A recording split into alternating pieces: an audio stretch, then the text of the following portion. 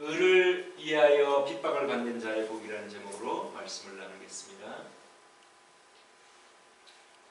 다 같이 공부하겠습니다. 시작. 의를 위하여 핍박을 받는 자는 복이 있나니 천국이 저희 것입니다. 나를 위하여 너희를 욕하고 핍박하고 거짓으로 너희를 거스려 모든 악한 말을 할 때에는 너희에게 복이 있나니 기뻐하고 즐거워하라. 그래서 너희 세상이 이기리라. 너희 전에 있던 선지자들을 이같이 핍박하였느니라. 아멘. 우리가 이제 팔복 중에 마지막 8번째 복에 대하여 오늘 말씀을 상고하겠습니다. 이 팔복은 실제로는 그리스도인들의 8가지 특징이라고 볼 수가 있죠. 그리스도인이 되기 위하여 제일 먼저 어떤 태도를 가져야 합니까? 심령이 가난한 자. 나는 영적으로 포홀하구나. 우리 건강이 포홀하다 그러지 않습니까? 건강이 약하면 영적으로 내가 포홀한 존재구나. 심령이 가난한 자. 영적으로 내가 가난한 자다. 나는 파산자다. 내 이 원하는 것은 행치 아니하고 도리어 원하지 않는 악을 행하는 나 자신을 볼 때에 나는 구제불능이구나. 그렇게 생각할 수밖에 없지 않겠습니까? 우리가 우리 자신을 살펴보면 그렇기 때문에 예수님을 믿기 위해서는 내가 그런 사람이라는 걸 알아야 맞습니다. 하나님, 나는 죄인입니다. 하나님의 은혜 없이는 내가 살 수 없습니다. 그때에 하나님께서 우리에게 너희 죄를 위하여 내 아들을 보내주었다. 그렇게 복음이 전해질 때 아멘, 맞습니다. 저는 도움이 필요합니다. 제 힘으로는 저를 구원할 수 없습니다. 저의 죄에서 제가 벗어날 수 없습니다. 하나님의 은혜가 필요합니다. 예수님을 나의 죄를 위하여 죽으신 주님으로 제가 영접합니다. 그것이 바로 심령이 가난한 자. 그리스도인의 제일 먼저 특징은 바로 자기가 영적으로 파산한 자, 가난한 자, 어쩔 수 없는 자, 나 스스로는 구원을 받을 수 없는 자라는 생각을 가지고 자기가 죄인임을 인정하는 사람이 예수님을 믿을 수 있기 때문에 첫 번째로 예수님이 그 말씀을 하셨습니다. 그 다음에 애통하는 자, 우리가 예수님을 믿고 구원을 받아도 또 죄를 범하지 않습니까? 그때 우리가 애통하는 마음으로 회개하지 않습니까? 그러니까 예수 그리스도를 믿는 사람의 특징이 자기가 심령이 가난하고 애통하는 자. 그 다음에 뭡니까? 온유한 자, 의에 줄이고 굶주리는 자, 마음이 청결한 자, 긍휼히 여기는 자, 마음이 청결한 자. 오늘 우리 마지막으로 의를 위하여 핍박을 받는 자. 그러면 이 의라는 것이 무엇입니까? 여러분, 의가 무엇이죠? 그 뒤에 나오는 구절에 나와 있죠. 나를 위하여, 나를 인하여, 나를 인하여 너희를 욕하고, 즉 의를 위하여 핍박받는다는 것은 예수님을 위해서 핍박받는다는 말입니다. 예수님을 믿는다고 핍박을 당할 때, 예수님의 말씀을 순종할 때에 어려움과 고통을 당할 때에 그때 그런 사람이 복이 있고 천국이 저희 것임이라. 즉 그런 사람이 예수님을 믿는 진정한 믿음을 가지고 있다. 그걸 그렇게 예수님께서 인정해 주신다는 말입니다. 근데 여러분, 예수님을 믿으면 잘 돼야 되는데 핍박을 받는다는 것이 이상하지 않습니까? 하나님께서 예수님을 잘 믿는 사람들을 누가 해코지하고 해치려고 하면 그 해치려는 팔을 부러뜨린다든지 못쓰게 한다든지 발을 부러뜨린다든지 충분히 하나님은 막아주실 수 있지 않겠습니까? 근데 핍박을 받는다고 말씀을 하십니다. 왜 그렇습니까? 그것은 근본적으로 하나님이 우리 인간을 존중하고 인격적으로 대우해 주시기 때문입니다. 즉 우리 각 사람에게 각자에게 마음의 자유를 주시고 그 마음의 자유를 좀처럼 간섭하지 않으십니다. 우리를 인격적으로 대우해 주셔서 각자의 마음의 자유를 주시고 너희들의 마음을 내가 너희들에게 무한 자유를 주겠으니 네 그 마음이 너다. 그래서 하나님께서는 사람들은 외모를 보거니와 나 여호와는 중심을 보느니라. 즉 하나님 우리 각자에게 마음의 자유를 주셨기 때문에 그 각 사람의 마음을 어떻게 사용하는지에 따라 하나님께서 우리가 어떤 사람인가를 판단하신다는 말씀입니다.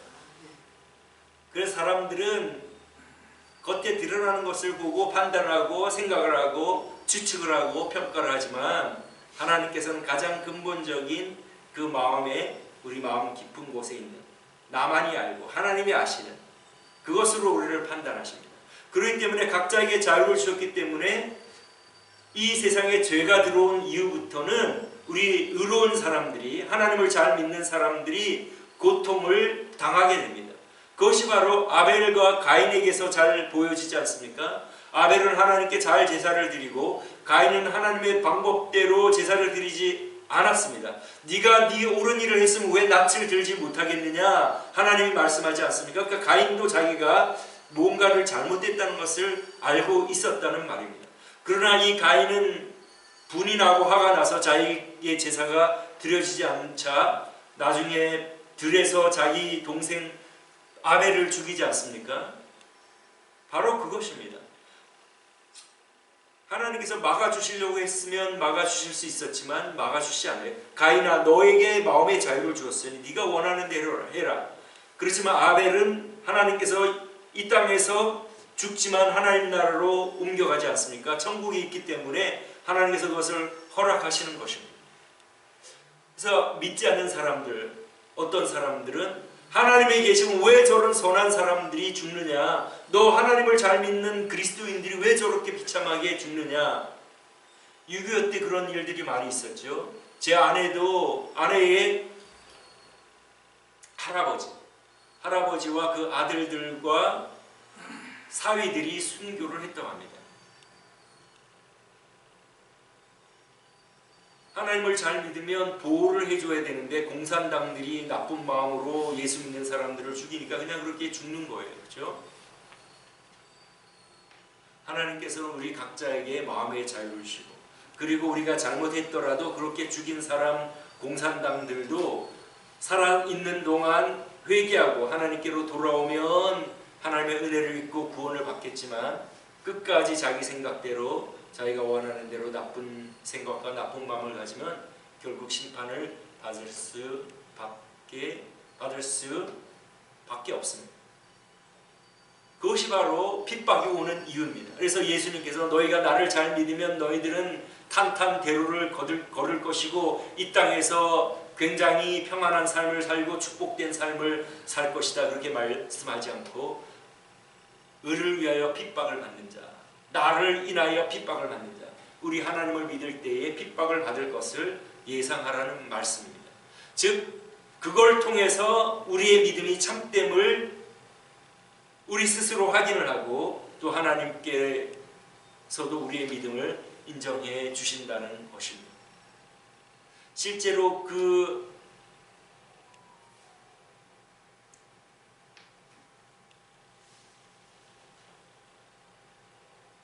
당시에 어떤 일이 있었습니까? 예수님께서 나면서부터 맹인인 사람을 고쳐주셨죠. 그랬더니 그 유대인들이 그 부모에게 찾아갑니다. 그 부모에게 찾아가서 네 아들이 나면서부터 맹인이었느냐? 그런데 지금 어떻게 눈을 떠서 보고 있느냐? 그랬더니 그 아버지가 뭐라고 말합니까? 내 아들이 맹인으로 태어난 것도 맞고 지금 눈을 떠서 보는 것도 맞는데 얘가 어떻게 눈을 뜨고 누가 내 아들을 고쳐주었는지 나는 알지 못한다. 왜 그렇게 말합니까? 누구든지 예수를 그리스도라고 메시아라고 인정하는 사람은 유대사에서 출교하도록 그렇게 했기 때문에 이 아버지가 그렇게 대답을 한 것입니다. 혹시라도 자기가 출교를 당하고 예수님이 그렇게 고쳤다고 자기가 그렇게 말을 하면 유대 종교 지도자들로부터 핍박을 받고 출교될까 봐서 유대 회당에 출입하지 못한다는 것은 그 유대사에서 축출되는 것을 말합니다. 아무도 그와 상대하지 않게 됩니다. 그러니까 그런 고난을 면하기 위해서 이 아버지가 나는 모르겠다. 내 아들이 이제 성년이 됐으니 장성했으니 내 아들에게 물어봐라. 그리고 그 책임을 회피하지 않습니까? 그것이 바로 예수님을 주님으로 믿을 때에 당시에 유대인 그리스도인들이 받게 되는 그러한 핍박이었습니다. 그뿐 아니죠. 우리 역사적으로 로마 제국에서 초창기에 기독교가 공인되기 전에 얼마나 많은 사람들이 죽임을 당했습니까? 이번에 그 로마에 갔을 때에 콜로세움에 방문을 해봤습니다.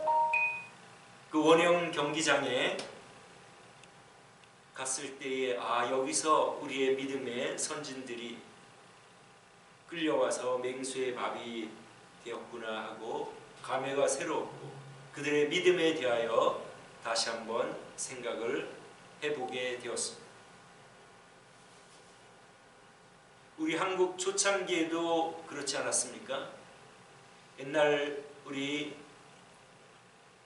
초창기에 사람들이 다 시족사회 아닙니까? 각 동네에 이제 많은 일가 친척들이 사는데 예수님을 누가 믿었을 때에 이제 제사를 지내지 않습니까? 때가 되면 제사를 지내는데 그 예수 믿는 형제나 자매가 절을 하지 않으면 어떻게 됩니까? 제사 드릴 때 절을 하지 않는다고 우리 가문에서는 우리 문중에서는 너를 용납할 수 없다. 쫓겨나게 되는 것입니다. 우리 어머니의 할머니가 그렇게 쫓겨난 분 중에 한 사람입니다. 그러니까 예수님을 믿는다고 핍박을 받는 거예요. 그래서 우리 어머니의 할머니가 아이들을 데리고 쫓겨나서 그렇게 기르셨다고 합니다. 이렇게 예수님을 믿는다고 핍박을 받게 되었습니다. 요즘은 어떻습니까? 우리 일전에 일어난 일인데 몇 년 전에 우리 칙필레라는 패스트푸드 레스토랑이 있습니다. 칙필레. 치킨만 가지고 그 아이템을 만드는 그 회사인데 크리스찬입니다. 주일날 문을 닫아요. 이 칙필레가 얼마나 큰 회사냐면 미국에서 세 번째로 규모가 큰 패스트푸드입니다. 맥도날드, 그 다음에 스타벅스, 그 다음에 칙필레가 세 번째라고 합니다. 그리고 수익률에 있어서는 최고의 마진을 남기는 그러한 회사인데 이 회사가 크리스찬이니까 당연히 크리스찬 단체에 기부를 하고 특별히 동성애를 반대하는 그러한 단체에 기부를 했습니다. 그것을 동성애자들이 알고 이 칙필레 불매 운동을 하고 레스토랑 앞에서 시위를 하고 그렇게 이 칙필레 회사가 그 동성애자들 때문에 핍박을 받은 거죠, 말하자면. 그러나 또 그보다 훨씬 더 그렇지 않은 사람이 많지 않습니까? 그래서 도리어 더 나중에는 잘 되는 결과가 있기는 했지만 이렇게 예수님을 믿고 하나님의 말씀을 따라 순종하는 그러한 개인이나 단체들이 핍박을 받는 그러한 시대에 우리가 또한 살고 있습니다.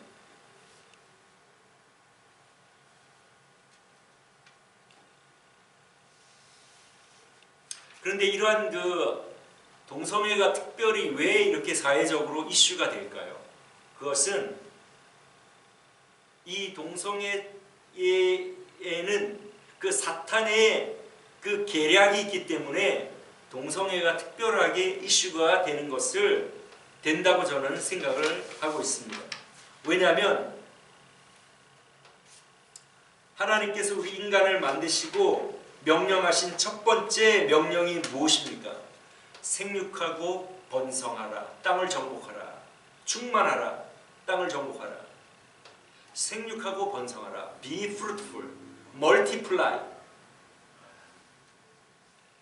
번성하라 이 말입니다. 생육하고 번성하기 위해서는 남자와 여자가 결혼을 해야 되지 않습니까? 동성간끼리 결혼을 하면 그 생육하고 번성할 수 있겠습니까? 하나님의 이 가장 첫 번째 계명, 하나님께서는 당시 아담과 하와가 죄가 없는 상태에서 많은 자녀들을 낳기를 원하였고 그들을 통하여 영광 받기를 원하신 것입니다. 그런데 사탄 마귀는 하나님의 이 첫 번째 명령을 반대하고 거부하고, 그래서 이 동성애를 굉장히 사회에 이슈화시키고 거기에 대해서 말하면 무슨 잘못한 말을 하는 것처럼 하는 그런 사회 분위기를 조장하고 있지 않습니까? 거기에는 사탄의 계략이 숨어 있다는 것을 우리가 간파를 해야 합니다.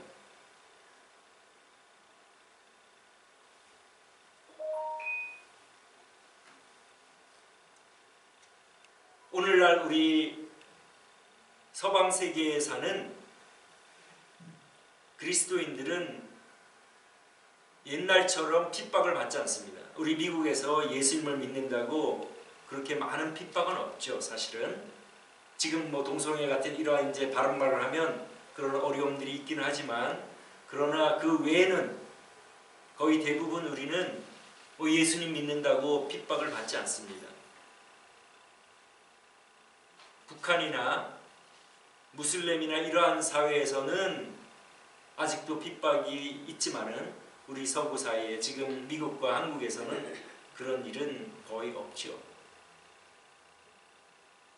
그럼 우리가 예수님을 위하여 핍박을 받는 그러한 것이 없으면 이 말씀의 그 포인트는 무엇입니까? 예수님을 믿는 어떤 표시, 그러니까 예수님을 믿는다고 핍박이 일어날 때 그것을 참고 견디고 믿음을 지킨다는 것은 내가 참된 믿음이 있다는 그러한 표시가 있는 것 아닙니까? 즉 우리가 예수님을 믿는다고 하면 예수 믿는 표시를 너희들이 가지고 있어야 한다. 여러분들 개인적으로 예수님을 믿는 표시가 무엇입니까? 나에게 잘못한 사람들을 마음으로 용서해주고 축복을 빌고 있습니까? 아니면 원한을 가지고 안 되기를 바라고 거기에 대한 쓴뿌리를 가지고 있습니까? 그런 것들이 하나의 예수님을 믿는 표시라고 볼 수가 있습니다. 우리 예수 믿는 사람은 내가 용서를 받았으니, 나의가 어마어마한, 내가 하나님 앞에 설 수 없는 나의 모든 허물과 죄악들을 용서받았으니 나에게 잘못한 사람도 내가 용서해 준다. 그것이 바로 예수 믿는 사람의 표시가 아닙니까? 진심으로 예수는, 우리가 그런 마음을 가질 때 하나님께서 우리 마음을 보시고 아 그래 너는 진정으로 나를 믿는다는, 내 아들의 공로를 믿는다는 그 믿음이 참되구나 받아주시지 않겠습니까? 우리 현대 사회를 살아가는 우리에게는 어떤 것, 즉 핍박을 받지는 않아도 예수님을 믿는 그 헌신과 희생 이런 것들을 하나님 앞에 보일 때에 천국이 그들의 너희 것이다, 우리의 것이다 하고 인정을 해 주시지 않겠습니까? 오늘날 이제 우리가 나이가 들고 하면서 가장, 그리고 일반 사람들도 마찬가지로 가장 중요하게 생각하는 것이 무엇입니까? 건강이 가장 아마 중요할 것 같습니다. 그렇죠? 믿는 사람이나 믿지 않는 사람이나 건강 모두 제일 중요하게 생각할 거예요. 두 번째는 뭡니까? 믿는 사람이나 믿지 않는 사람이나 아마 돈을 중요하게 생각할 것입니다. 그러면 우리가 우리의 주님을 위한 헌신과 희생, 어떤 것을 통하여 우리가 우리의 믿음이 참됨을 우리가 보여줄 수가 있겠습니까?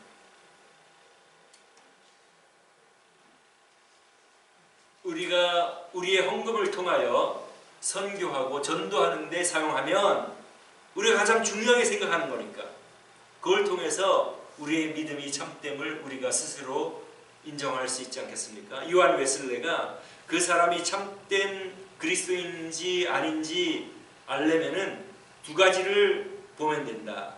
하나는 돈지갑, 체크. 돈을 어디에 쓰느냐. 두 번째, 시간을 어디에 쓰느냐. 그것을 보면 참된 그리스도인인지 아닌지 알 수 있다. 우리 교회에서 우리가 규모가 적지만 매달 1,500불씩 우리가 세 사람의 선교사님에게 매달 500불씩 선교를 하고 있습니다. 여러분들은 여러분들의 헌금을 통하여 선교를 하고 있으니 보람을 느껴도 됩니다. 우리가 전액 전부 여러분들의 헌금은 다른 데 쓰여지지 않고 사실은 전부 선교 현장이나 선교하는데 또 우리 교회가 여기 이제 장소를 사용하고 또 교단에 속해 있으니까 가끔 이제 보내는 그런 거 외에는 전부 우리가 복음 전하는 데 사용하고 있다고 생각하시면 됩니다. 하나님께서 이번 우리가 추수감사절날 그동안에 한 번도 참여를 못했는데 우리 교단에서 매 추수감사절마다 헌금을 걷어가지고 전액 전부 선교에 쓰는 그러한 것이 아마 80년간 전통으로 이어져 내려오고 있다고 합니다. 그래서 이번 추수감사절에는 여러분들이 아마 아시겠지만은 우리 세상의 빛교회에 참석하신 이후로 여러분 어떤 특별 헌금을 우리가 드려본 적이 있습니까? 부활절에 봉투를 따로 어떻게 하라는 것도 없었고 추수감사절, 성탄절 아무것도 없었습니다. 그냥 평상대로 우리의 믿음대로 헌금을 드리도록 했지 한 번도 특별히 그러한 날에 따로 부활절 헌금, 성탄절 헌금, 추수감사절 헌금 이렇게 해본 적이 없는데 이번 추수감사절에는 여러분들께서 이제 선교를 위하여 한번 특별하게 우리가 마음을 모아서 헌금을 해가지고 전액을 모두 우리가 교단 선교부에 보내서 선교에 쓰여질 수 있도록 이런 것들이 우리가 이제 우리의 믿음을 표시할 수 있는 그런 것 아니겠습니까? 모두들 돈을 귀하게 생각을 하는데 그것을 가지고 복음 전하는 데 우리가 사용하면 우리가 특별히 지금 외부로부터 핍박을 받는 것이 없으니 어떻게 우리가 우리의 믿음을 표시할 수 있을까? 우리가 소중하게 생각하는 물질을 통하여 그거를 선교하는 데 쓰므로 우리의 믿음이 참됨을 또한 증거할 수 있는 그러한 그 방법 중에 하나라고 생각합니다. 오늘 우리가 앞으로 주님을 믿는다고 핍박을 받는 시대가 올지 모릅니다. 그때도 우리가 주님을 위하여 핍박을 받고 또 지금은 우리가 주님을 믿는다고 핍박을 받지 않는 상태에서 어떻게 우리의 믿음을 우리가 나타낼 수 있겠습니까? 우리가 소중하게 생각하는 것을 희생하고 주님을 위하여 사용함으로 우리의 믿음을 나타내어 하나님이 오실 때 너의 믿음은 참되다, 오텐틱하다, 진심이다 그렇게 인정받는 저와 여러분 되시기를 주님의 이름으로 축원합니다. 기도하겠습니다.